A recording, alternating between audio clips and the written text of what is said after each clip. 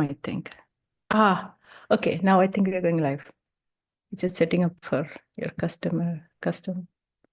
Done. And I am live. Okay. I'm going to reload to see. Helen, are you able to see if I'm live or not? Because Restream says I'm live. Okay.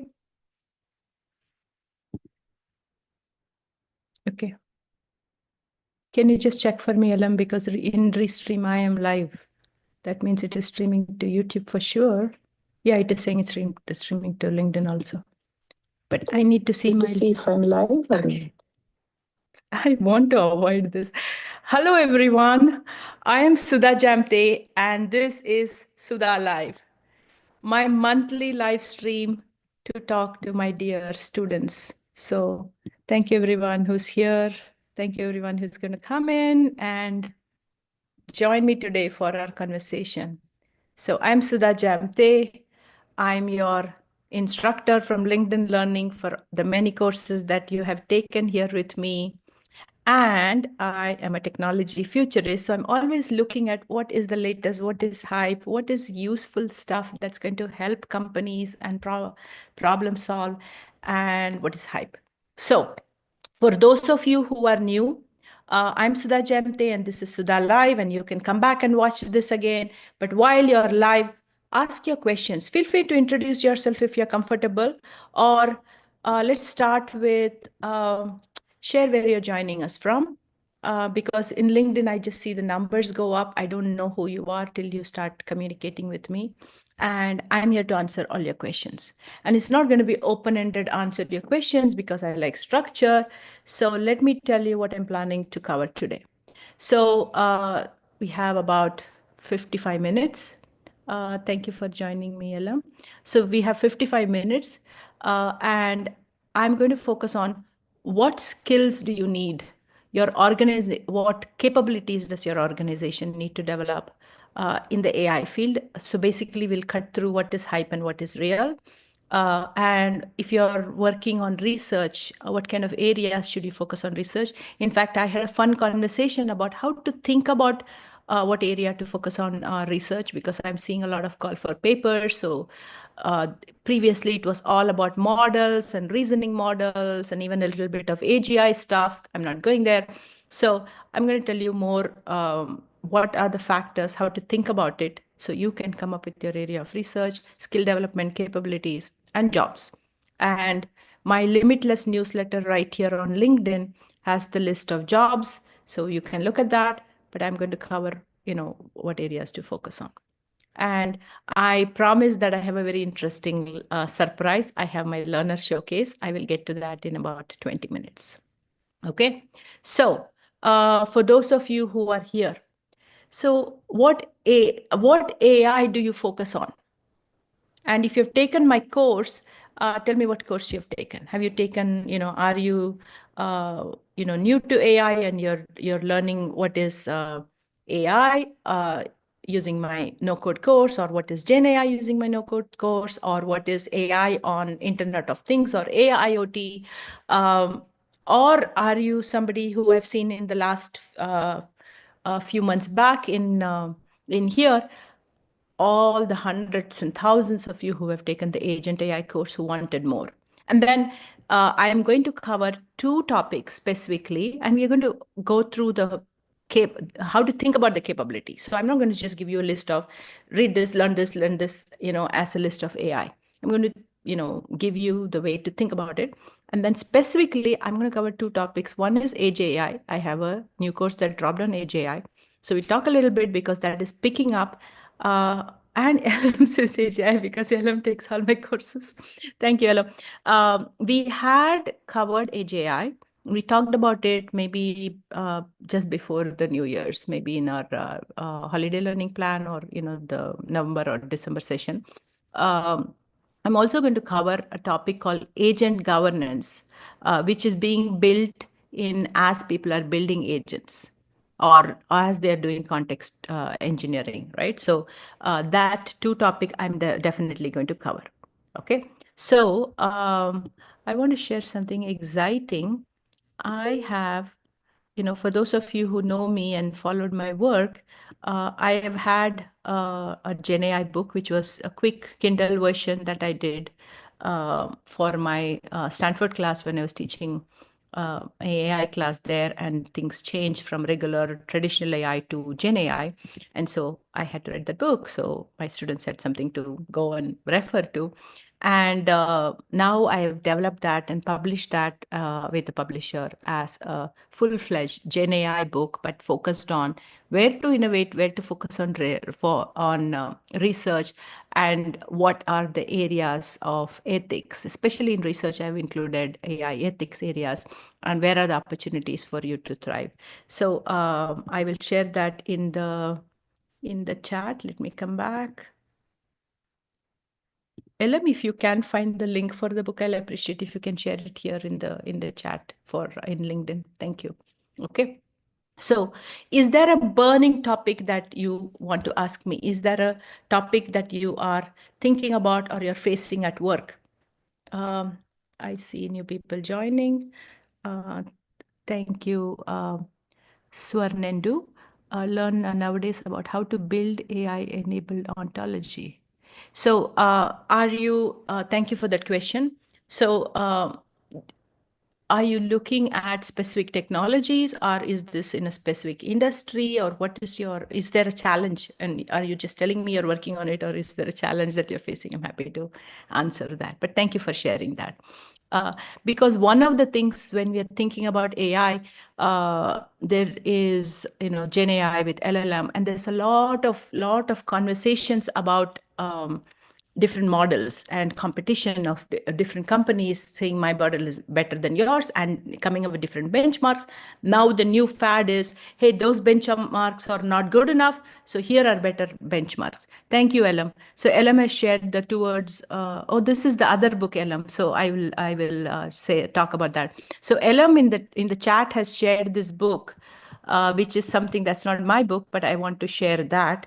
It's a book I want to recommend for anyone who is working with devices or in the IoT space or Edge AI space, thinking about cybersecurity. Let me share my screen so you can see this. So if you come back and watch this later, you don't miss out on it.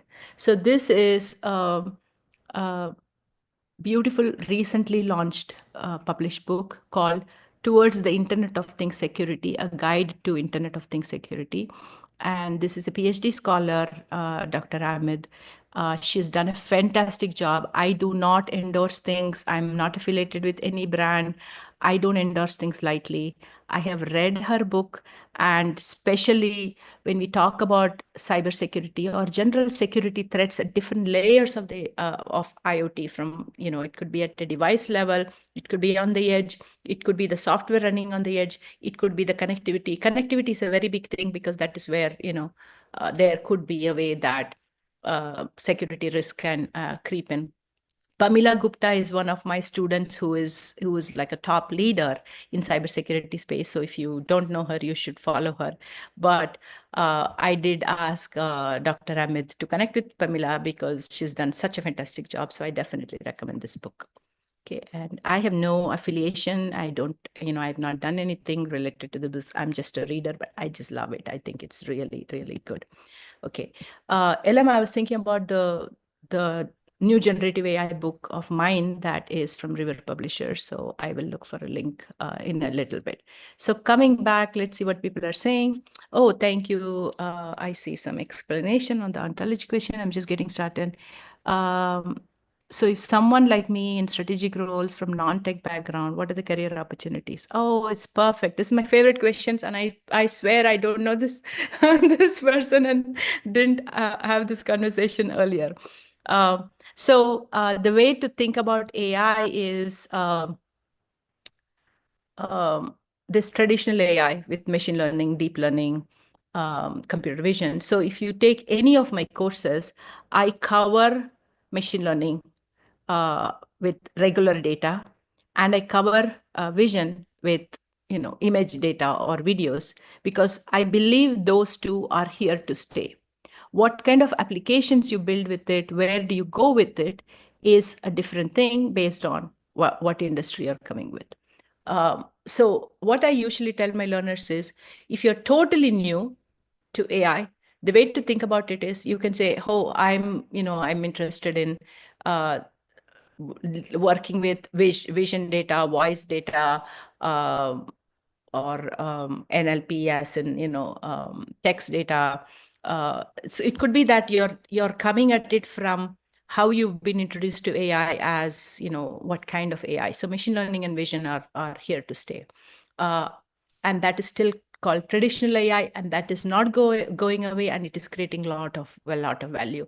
And then if you're working with devices, if you're working in manufacturing and there is automation, or are they using vision to understand pallets moving to read barcodes, or they are looking at cameras for a detection of defects in a factory setting, or it could be an autonomous mobility vehicle like a AMR that is in counting inventory in a warehouse. There's so many different devices that is possible, or it could be simple device like your home device. That's easiest to relate to, but that's not useful when it comes to real work and creating real value. So thinking about what seems exciting to you. Why do you want to learn AI? Other than it's a career opportunity, all right, but why do you want to learn it? I think would be a good starting point, because then you will be able to do this with passion, right? But what I tell my students is, don't get into AI and don't think about, now I've learned machine learning and it can also do this. Most engineers do this. They say, this is possible, let me do this. That is how in the past they were able to push the edge of innovation. That is great, but it does not get you past that. It does not get you past your data science team. It does not get you past to real world, the promise of AI, saying AI is pervasive, it's going to change people's life and it's going to help the world. If it has to help the world, you have to go meet the world, which means you have to think about solving a real problem. It could be in your backyard. I had a student who came to my autonomous vehicle course in Stanford, who basically said, I don't know autonomous vehicles, but I see they're coming up, and I have a kid who goes to school in a bike, and how is the safety of the road going to be for bikers when autonomous vehicles pick up? And I want to solve that problem you know so that is how that student got in to understand autonomous vehicles. And we had a fun discussion that and they came in saying, hey, I want to collect enough data about this so I can go to my city and create some regulation. So their focus was regulation, and that's how they got into this, and they learned, and then they ended up doing interesting other things.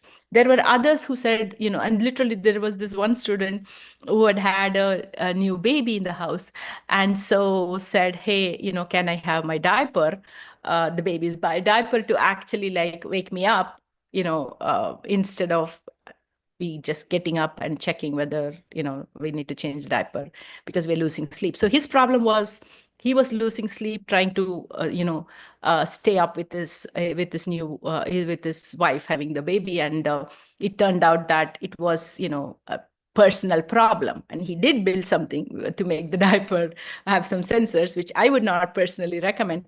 But the point is, you could have a problem that you are looking. There are problems all around you. Life is not perfect, and it is an opportunity for you to innovate, especially if you think tech is the solution. Tech doesn't have to be the solution for everything. But if tech is a solution and you can do that, that could be a way you can say, okay, this is the kind of data I have or I could collect. So when you learn AI is trained by data. So you should always think about, what data do I have access to the data, and can I legally, ethically get access to the data? How do I preserve the privacy of the people while I'm collecting this data?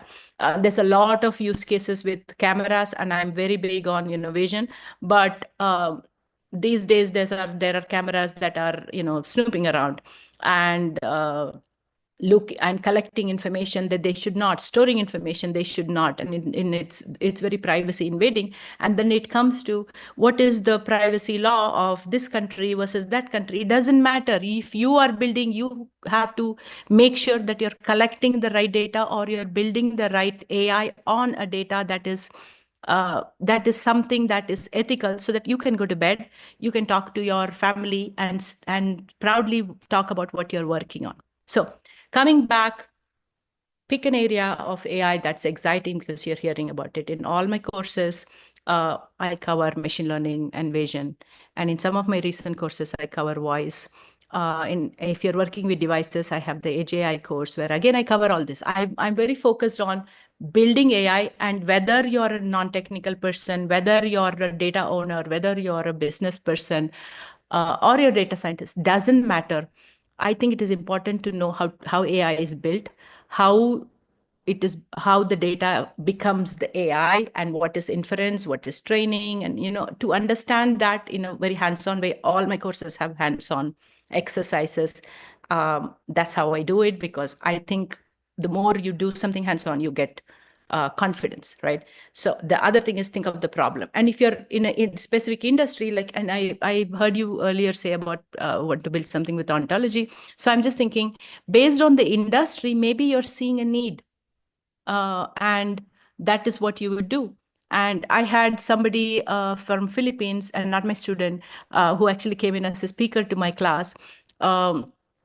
Look at one of the tools that I show in my no code AI course, about how to take images and do classification. So I was teaching a simple classification model on how to group two set of images, and I have this fun dog versus mop example: set of dog images, set of mop images, dogs that look like mop, mops that look like dog. And it's a fun way of just saying classification, how the AI actually groups and organizes data in two groups, and tries to learn, when you give a new piece of information, whether that is, belonging to one class or another. At the end of it, actually, I let my hair down and I show my face, and it usually categorizes my face as a dog. Maybe it's because of my hair. That is showing that the AI is not all as intelligent as you want to believe. It is only as intelligent as what you teach it. And so you can start with a specific kind of technology like machine learning. I think everyone should learn machine learning if you're in the field of AI, vision, and based on your use case or your personal interest. Or if you're in an industry and say, this is done inefficiently, how can I organize this? And pick a problem from your company. And that's the fastest way to grow in your company. And again, if you are not working in AI, I've had students who basically went in, learned, and got, from my courses, and also some other courses from some other universities, and went in and to their company and said, I want to work in AI. And some companies have like a centralized AI group, or centralized AI, responsible AI groups. And the way it is done is, AI is never done by one person. So when you're learning, you think like, oh, I don't know this thing. So you learn to build. You don't need to build, but you need to learn to build, so you know the inner workings. Even if you're going to make a buy versus build decision, you need to know the inner working. So that I'm very big on that. And then when they went in to talk to their company, they basically, this person was used to data and was responsible for one area of data and business, but they did not have, they were not coding people, right? They were not, coders who knew enough Python to take a test, and they failed that. And so they were not given the job, right? They said, oh, you cannot work in AI, and we are the AI group, and you can't work with us. And so they went away. But then they started thinking about in their area where they're responsible for some customer experience, they were responsible for data and compliance in some area. This was in a bank. And this person said, okay, what can we do with AI? And they said, can you build an AI for me, to the team that rejected her? And as they started thinking about it, they realized that the people who know to build did not know the business. And so they started asking more and more and more questions, and they started poking around all the different AI that's being built in the company. Later, this student actually told me her superpower was asking questions, and she's created a new role for herself, which is very, very valuable for the company. by asking questions. And so I've done courses on how you take a business requirement and change it into a question that AI can understand. It's called problem statement. I think I do that in one of my courses also. So hope I've answered that question. And if you want to follow up, my learner community is called Business School of AI. Business School of AI. If I say add Business School of AI, I don't know why it is not linking back to it. So you here on LinkedIn, you can actually join there, follow, and Yelam from my team here brings lesson snippets on every possible topic. So I'm happy to follow up and get you more information specifically to ontology development if you want. I'm happy to, find more clips and share, but, follow here. So the other resource is my Limitless newsletter, which is where I'm going to share jobs and stuff. Does anybody have any other question? Because I want to go back to my promised agenda. We've been talking about what is hype, where to focus on, how to get into AI and skill development for your organization. And I've promised that I will teach you a methodology on how to think about this, not just the set of AI. Like I said, machine learning and computer vision is important. But I also want you to have a methodology. So we're going to get to that. But before that, I don't want to forget that some of you are thinking about jobs here. So again, I'm going to share my screen so that this will be there when you come back and watch the recording. You're not missing out on a link. So this is our February newsletter, and it is, Black History Month. So you will hear a little bit of that. And also, I'm focusing on Age AI and agent governance. So you learn that. Right. So you can follow the newsletter. It's called Limitless. Like I have this, you are limitless. And that's my belief system, that all of us are limitless. It's what we think is limited is just what we set, we start accepting because somebody told us that. So here you can actually see the events coming up, what are the different opportunities. So I'm going to do a podcast. I'm a guest in a podcast with Puneet Bhatia on it's called Privacy, Fit for Privacy. Fit for Privacy is the name of the podcast. And I'm going to talk about agent governance. And I'll tell you about agent governance a little bit in our conversation today.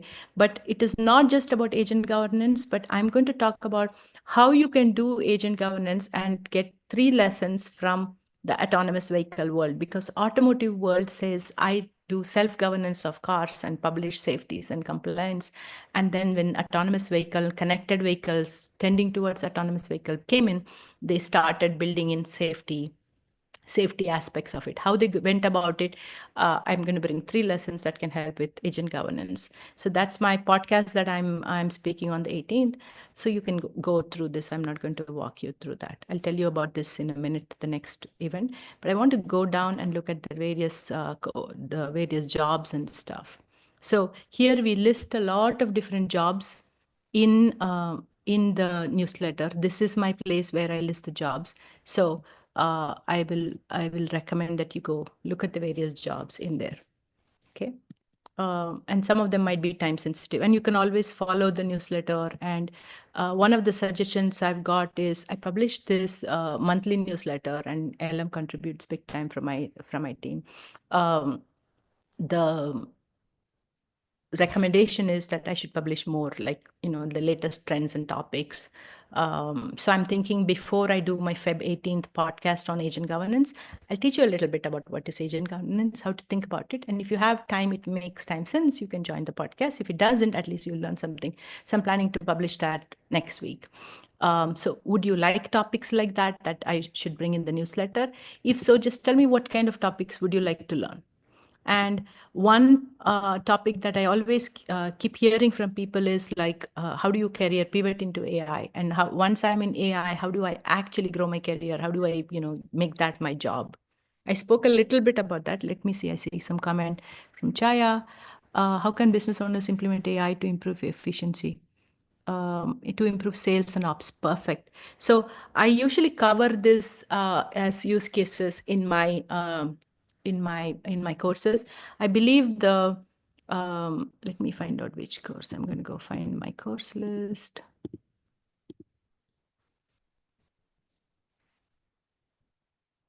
Let me share my screen.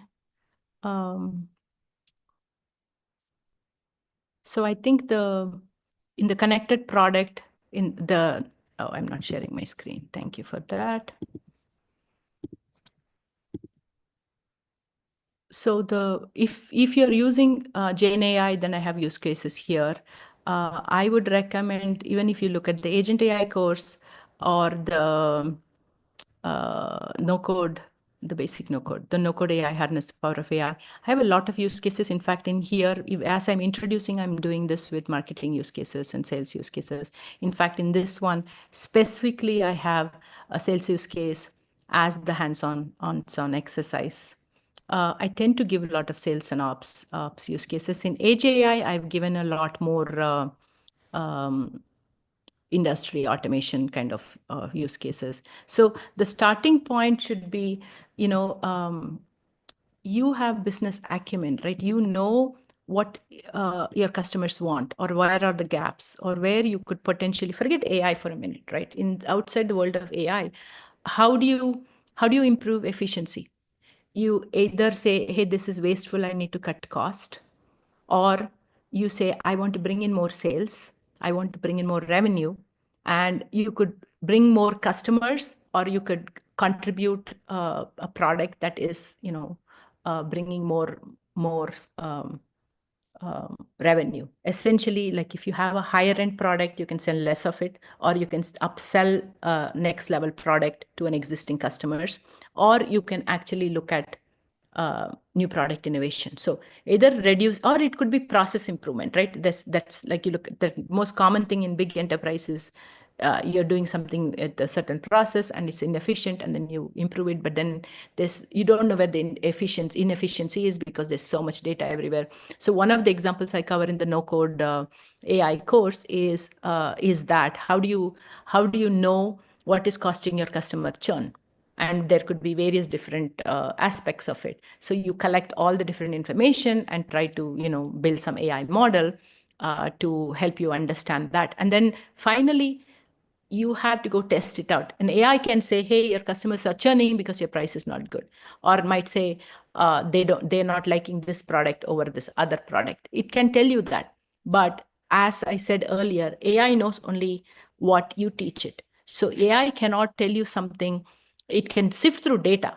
I mean, the power is that it's doing math models, so it is going to sift through lots of data better than what we would do manually, right? But you want to reduce cost, you want to improve processes, you want to increase your revenue with upsell of new products and innovation. Those are three paths I'm saying. So Chaya, just to give you a straight answer, those are three different ways to think about it. But I would suggest, if you are going to talk to your real customers and you're going to solve a problem, then which path would you go in for? So sometimes cost cutting is easy because it's a big company and they're doing things efficiently, or there are processes that just needs streamlining. Or you might want to come up with new products that are innovative. So one mistake people do is they say, hey, Gen AI is all about generating new stuff. And so they expect AI to generate new ideas.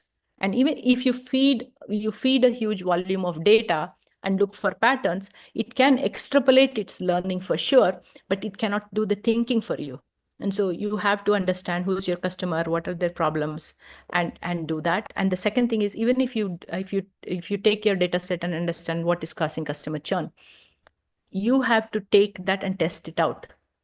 And so with the Edge AI course, one of the things I'm hearing about is, I thought about what is AI on the edge. Edge AI is basically AI running on the edge. So I thought about that, and I've given hands-on exercise to learn how to do voice and data, regular data, voice and vision. But then how do you actually implement that? How do you get that to the next level? right? That's something that people have been asking. I did a project with one of my students from Mexico. He basically works in automotive and said, okay, something is happening in our assembly line and a particular part is blowing up. And so we need to make sure that we turn off, the circuit somewhere so that that particular part doesn't blow up. And this is a company making parts for automotive. And we did the AI thing, machine learning model, and he had a whole bunch of data, and we could feed that and come up with models, as part of his, class exercise. He did that. And so I recommend that all of you, when you're taking my courses here on LinkedIn, you have to do the exercises. That's how you complete the course. That's great. But I usually ask you, okay, what other applications would you do? How will you do this in your work? So I want you to think about what areas in my work, in my industry, in my clients, will I be able to use this? Do I have the data for it that I can acquire ethically? And the big thing is, how do I test that out? So the first step, so that's called coming to a problem statement. So you have a business problem. I want to increase revenue. Or I want to reduce costs. Then one of the answers could be that, hey, I want to, apply this on customers, but customers are churning. How do I reduce customer churn? Various factors could be contributing. So go through the thinking process, planning process, and then figure out what data you have. That's all great. But the first step, if you're thinking that AI is going to solve this problem, then you have to assume, okay, suppose AI is going to give me the answer, and that is going to be the correct answer. Is this going to really solve the problem that I set out to solve? People get kind of carried away saying, oh, I want to use AI to solve this problem. And they basically say, I want to, increase business productivity, or I want to do something useful, meaningful. They start from there. Then they go through the whole rabbit hole of what AI, how do I build it? And then especially people who are not coding, who are brilliant business people, who have the business acumen, you own the customers, you own your business knowledge over decades. But it's very easy to get intimidated and say this AI thing seems like brain surgery. Maybe it is, but not for you, because you understand your business. And so they kind of lose track at some point in the implementation details. And then that's why there's a lot of pilots that happen, and then the pilots fail, and then somebody is blamed. Then they say, oh, we did this with this vendor, it did not work, we'll try this with another vendor. And they kind of iterate, and that becomes, regular life, work life.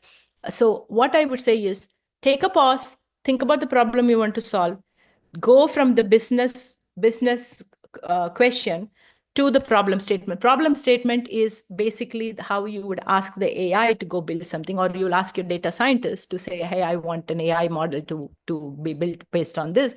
But you give them, this is the data input it is going to take, this is the data output it is going to produce. For example, if it's going to look for customer churn, let's stick with the customer churn example. If it's going to say what is causing customer churn, then how is it going to do? You don't ask AI, tell me what's causing customer churn. You want to say, I believe this customer churn, and all these different factors could be contributing to customer churn. How do I understand what is contributing to customer churn? Is it the price, or are you asking customers to pay by cash over credit card? Is that the payment method is the problem? Many years back, I worked in PayPal, and there was this issue of PayPal was available in certain countries, not available in certain countries. And so we had less revenue from some countries, and those country managers would come and scream and say, you have to make sure you have PayPal for my country. Only then I can grow the business, and I'm leaving money on the table. And so your payment method, it could be a specific product that they don't like. It could be customer service itself. Like maybe, if you see a pattern that a lot of people who are calling customer service and then they're churning, it just could be a correlation in the data, right? And the AI could find which of these factors is contributing. But then it is left to you to believe it or to test it. In the early days of AI, I have seen this frustration from many of my students who say, I came up with a solution, I got the data, I created the model, I showed what is causing, what is the answer from AI, but they're not believing me. And this is because the person who's running the business and doing this for years has their own heuristics of how they do things. So for example, they use AI to decide where to dig in mining. And it is a life or death decisions and billions of dollars if they make a wrong decision.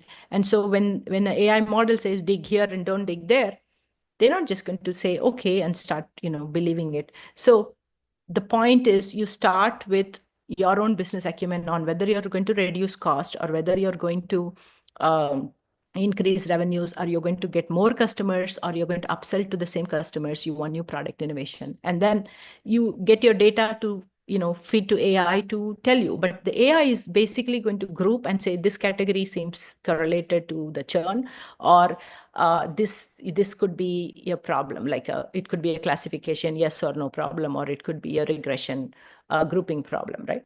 When it does that, then it is left to you, right, on how you are going to proceed. So the important thing I would say is, let's assume AI is going to get you the answer, right?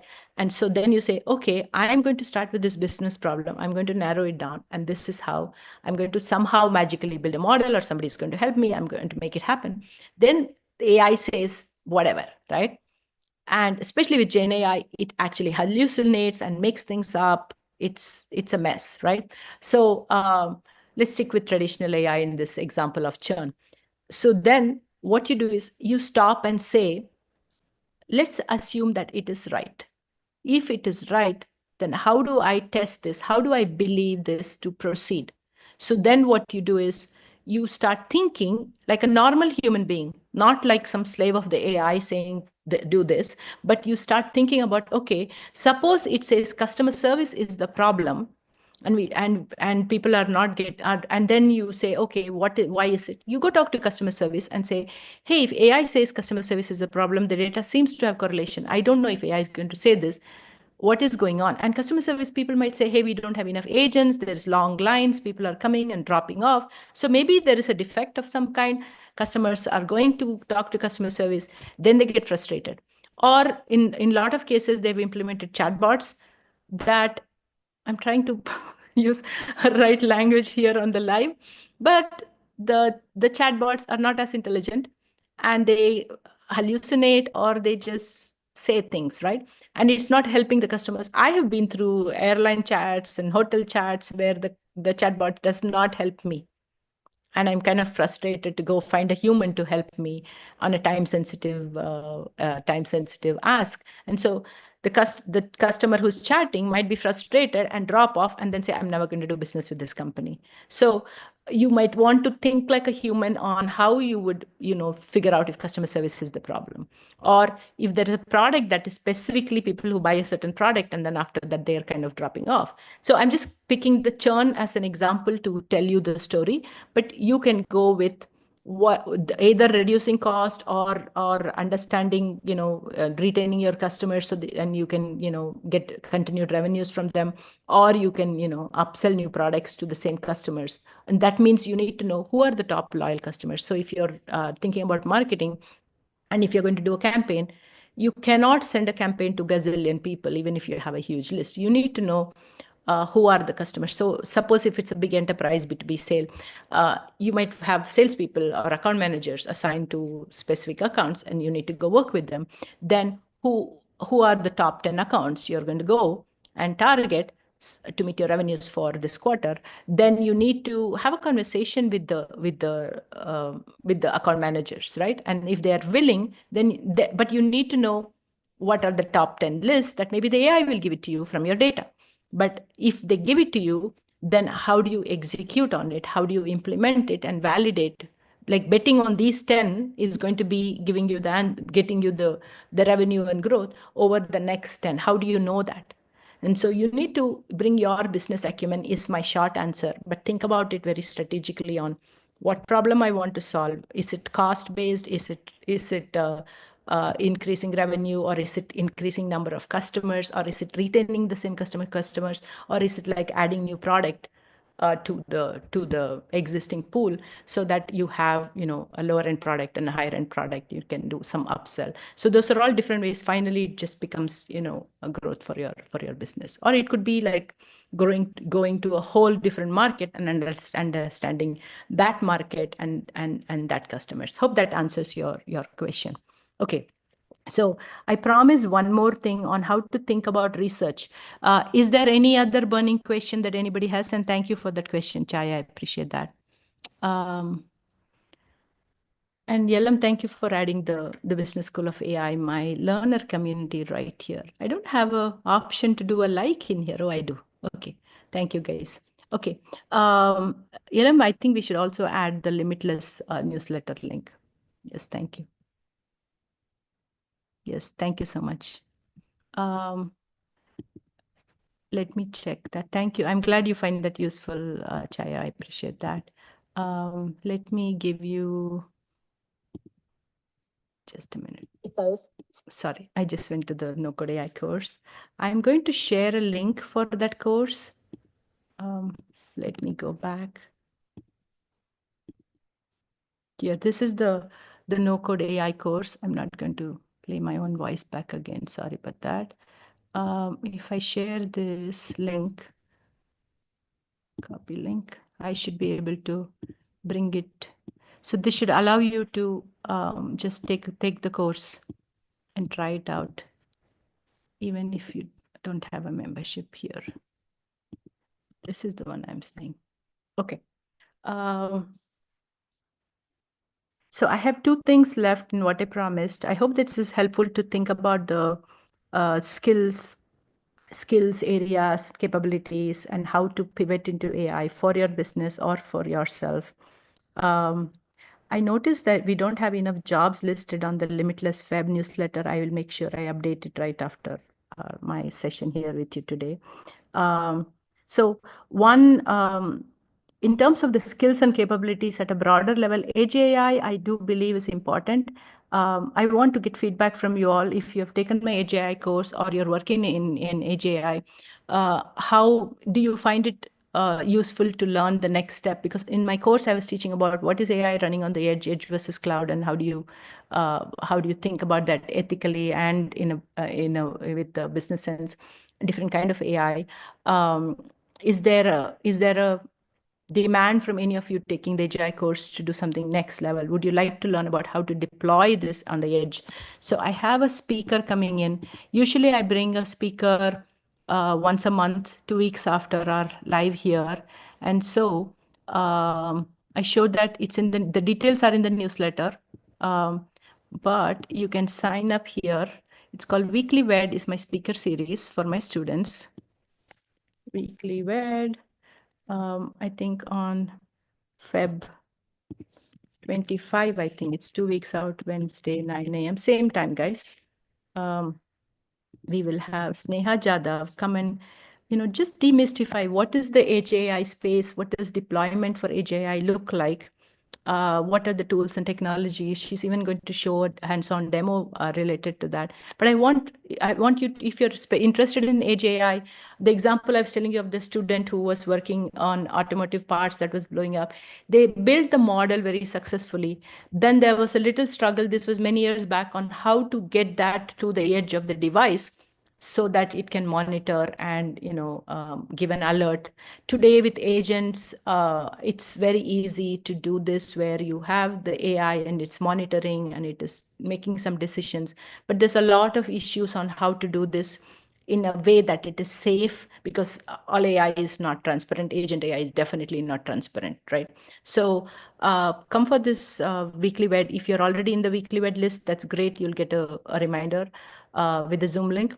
And this is a Zoom link. This is not live stream. So this is a closer group discussion where you get to meet the speaker, ask questions, and learn from that exercise. And that is on Feb 25th. The one I told you about agent governance is on the 18th, and I've promised to write an essay or article for you about it on agent governance. That is at 8:30 a.m. So today we started at 9 o'clock. That's like in a 30 minutes, even earlier than that. This is the podcast I'm going to do on agent governance. So you have 2 more events that is coming up, which is learning opportunities. So look out for that. That's not going to be a live stream on LinkedIn. I think it's going to be a live stream. It's going to be an event live that you can join. It's not in LinkedIn live stream, but it's going to be a podcast. It's live. So this one is live. Both you can join live with, the podcast. You can tune in and listen, ask questions like this. But the weekly wed is like a Zoom session that you should get an invite. So coming back, so AJI is one. The other thing is, I believe, this one of the skills and capabilities you need is, it's all about data. So, getting your data AI ready, right from inference to retraining. I'm not talking about training data, I'm talking about retraining. Getting your data AI ready is important. So Chaya, as you try that out, I would love to hear from you, and you can come and talk to us at Business School of AI, or come back to any of our events. And if you run into any difficulty, I'm happy to give you more resources. I'm happy to bring in a speaker that will give you answers, or help you specifically. Okay. But sometimes we might not have our data ready for AI to actually work on it, and that it's in different silos and stuff. And then agenting AI is still a hot topic. In my course on agenting AI, I've given about design and memory and stuff.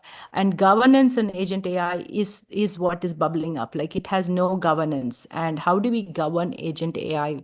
Different companies are taking different approaches. Some of them are looking at it as adding a human in the loop. Some of them are adding,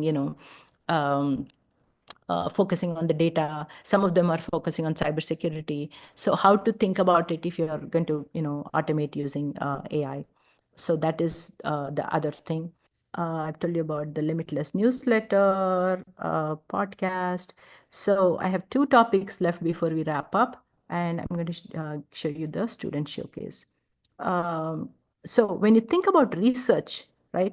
So I was telling you about capabilities, and you're thinking about the topics, right? But if you're thinking about your publishing research, and you're in the cutting edge of innovation, I hear from a lot of people who are used to being on the cutting edge of innovation, and things happened a certain way, and they feel stuck because they're like competing on models and benchmarks, and it's not going anywhere, and they feel like they're not progressing in their career, their innovative ideas are not being heard, and they feel frustrated. So the way to think about it as 4 different things, right?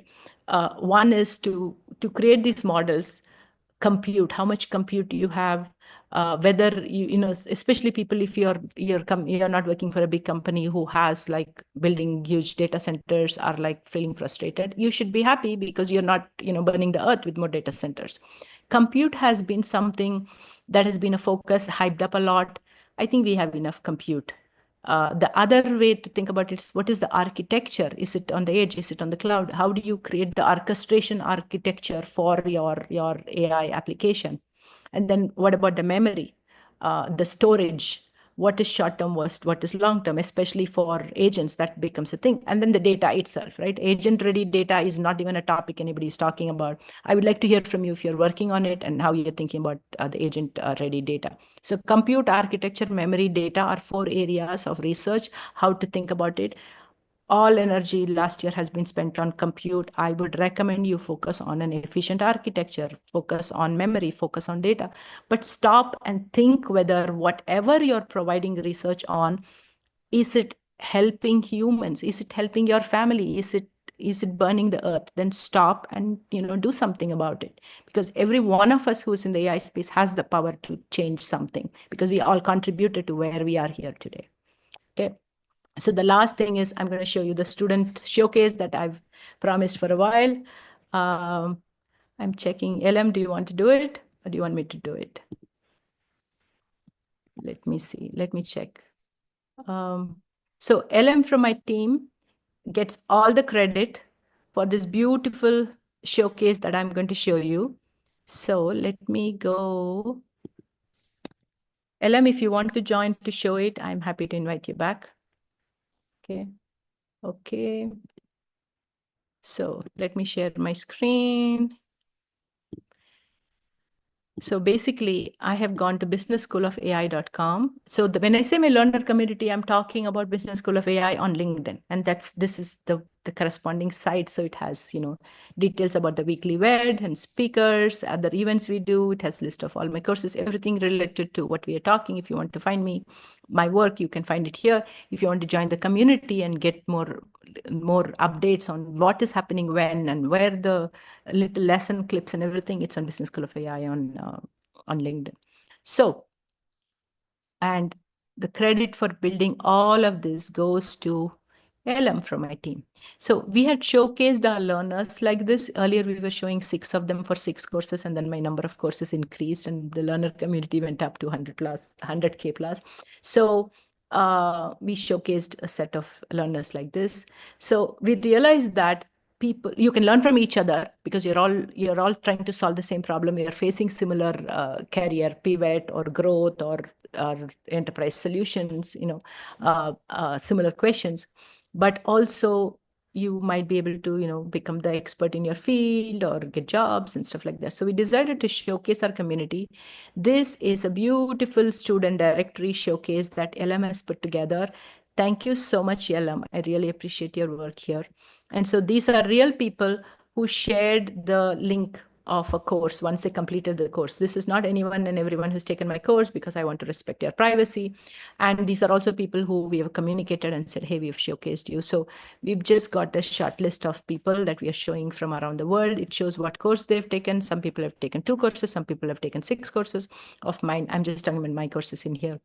And you can see where they're coming from. You can find collaborators in your region, in your area. You can find who is an expert on agent AI if you want to see who has taken the courses on that, things like that. You may even find colleagues from your company because LinkedIn Learning is available for companies and universities. So recently we found a whole bunch of universities were offering my courses. And that means your fellow classmates have taken the same course. So you have, opportunity to learn from each other so well. And since I have 100,000 learners, I cannot humanly add everything here, and I need your permission to, showcase your picture in here. So we've added a form. This is it. And you can fill that form, give your name, any course, which are the courses that you have taken, and your LinkedIn profile. If you want, you can add a profile picture. You can share your location, give a region, don't give a specific town if you don't want it. And, basically, since we'll be putting this up on a website, on LinkedIn, on my newsletter, in LinkedIn Business School of AI, I just, you're giving me permission officially also, right? So I'm very big on GDPR and compliance. I do not plan to use any of this information to sell to anyone or, do anything, ugly. That's not my thing. I don't even market my courses because, you find that from various universities and LinkedIn Learning and stuff from where you're getting the courses from. So let me come and give you that link. I would recommend each of you here. Thank you, LM. Thank you so much. So this is the student showcase that you can sign up for. So I would recommend those of you here, if you want to be included, go fill this form and give us the information. It's not live. It won't go because we want to vet and verify, and then, we will manually move it to the data, to the student showcase. So it might take a little time. Here's the student showcase that you saw. Sudha Jamthe's student showcase.